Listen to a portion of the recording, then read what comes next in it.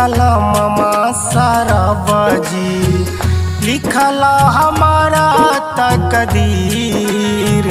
कौन कलममा सरबजी लिखला हमारा तकदीर। कौन कलममा सरबजी फुटल की समतिया पा कोने बनहितिया के हन हक कलकी। कौन कलममा सरबजी लिखला हमारा तकदीर। कौन कलममा सरबजी लिखला हमारा तकदीर। कौन कलममा सरबजी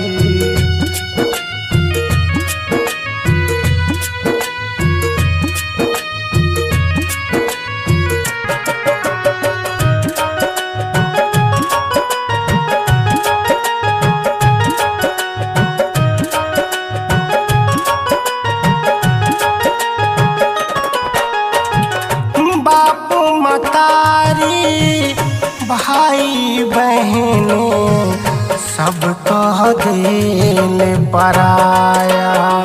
केतनो विपत्तिया में हम रही आवे न ओकरा माया।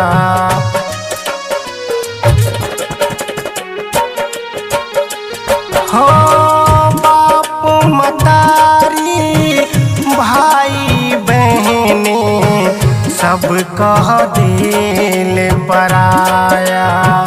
केतनो विपत्तिया में हम रही आवे न ओकरा माया। इहे देखी देखी लागे हमारा करे जवामती।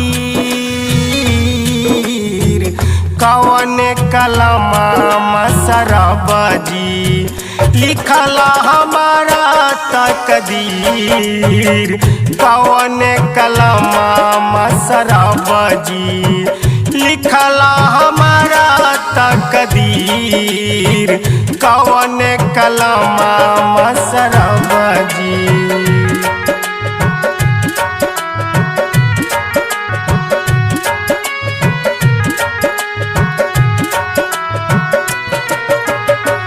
दिन रात उगत उगना का भरल रहे लोर बस अखिया। मुन्ने राजा से कहता रे आपन दिल का बतिया।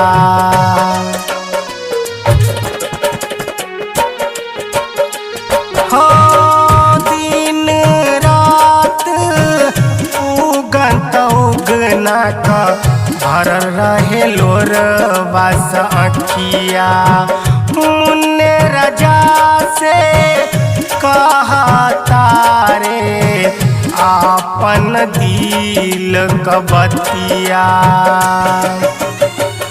बनला पर सबके पूछे बिगड़ला पछुअन शरीर। कौन कलममा सरबजी लिखला हमारा तकदीर। कौन कलममा सरबजी लिखला हमारा तकदीर।